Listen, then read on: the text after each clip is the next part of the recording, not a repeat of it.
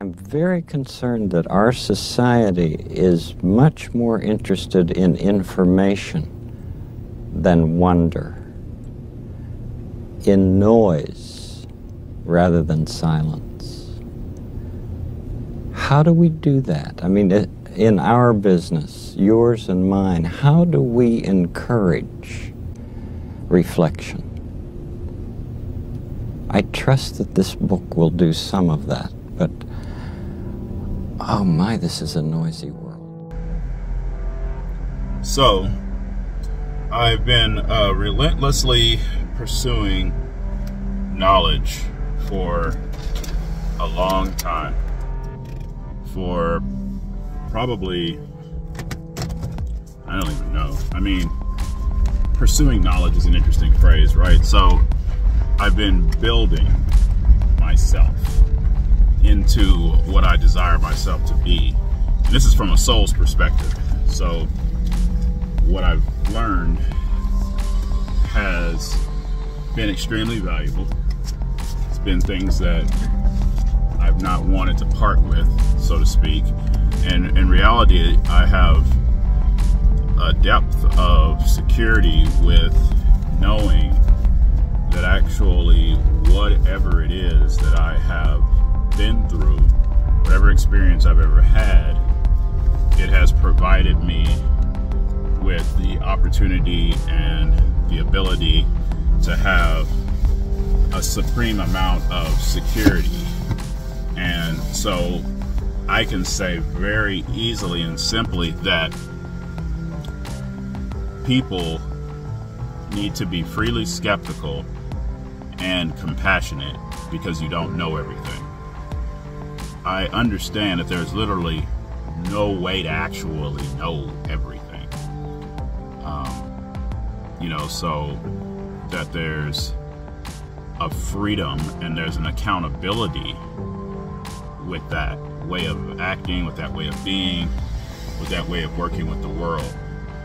Sustaining yourself in that way. Preparing yourself for the wholeness that is, it's witnessed. It's always witnessed. Wholeness is always witnessed. It's forgotten, it's ignored, it's passed over, it's confused with something else, but wholeness is always present. There is always dark and there is always light, and there is beauty in both. There's always the yin and the yang. No matter what the situation, no matter what the experience, there's always black and there's always white. And people pretend that one way or another is better, or possibly it just feels more harmonious is the real experience.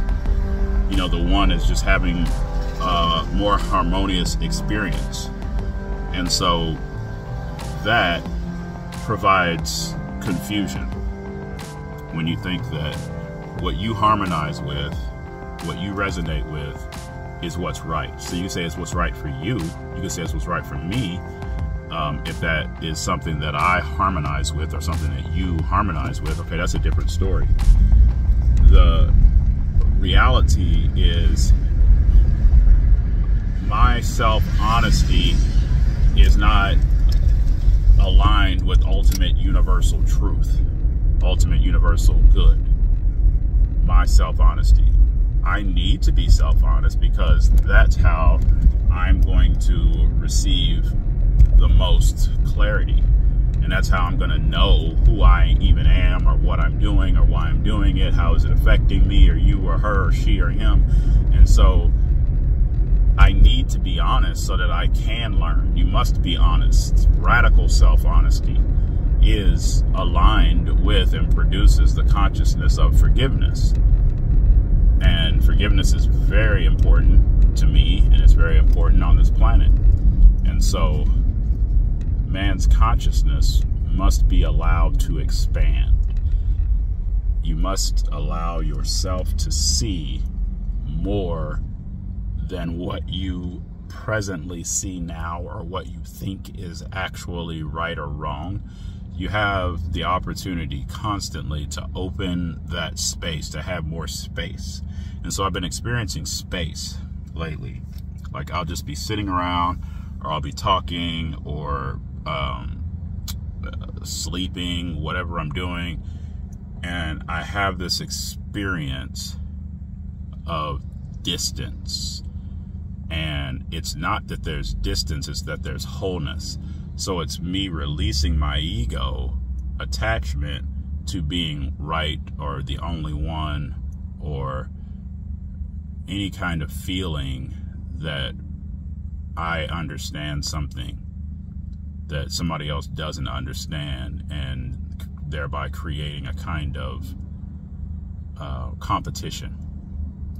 So when I can release that kind of egoic thought form and rest my eyes and rest my heart and rest my mind into and feel into something that I recognize its existence, when I can feel into it and I can drop any kind of confusion or labeling or naming, and I'm not even guided anymore.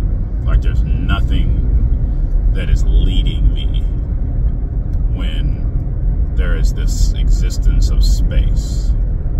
And that space then opens the truth and the reality of time. And so then there's the experience of the present moment. And if you can get in there, if you can relax into that blessed feeling, then you realize that you don't know anything. And you realize that there is nothing to actually know or figure out or ascertain or come to understand. Just whatever the ego needs to know can be released. You can just let that go, and the ego can just be in a space where there is that experience of not knowing, and it's a blessed experience. It's a fulfilled experience. That experience of not knowing is whole. That experience of not knowing it has no parameters. It has only freedom about it. And there's this relaxing. There's this relaxing into what exists. And you become one with what exists. And so these words that I'm saying hopefully can lead you into this space of realization that you don't know everything, and assist you in feeling into being compassionate, and assist you into being skeptical about your thoughts and your words and your worries and your arguments and your jokes and your politics. The goal here would be for you to just be present with those things, choose what is desired, and at the same time recognize that nothing exists. So you can play with it, you can have fun, it can be a game of love and support that you have with the universe, with all, with the Creator. So that's what I would like to do, is guide you into that space. So this is We Are Valuable Media. That's how we do it. One love, continuous patience, fulfilling wisdom is yours. This is Terrence Lamont, We Are Valuable Media. Remember, I want you to exist more than I want you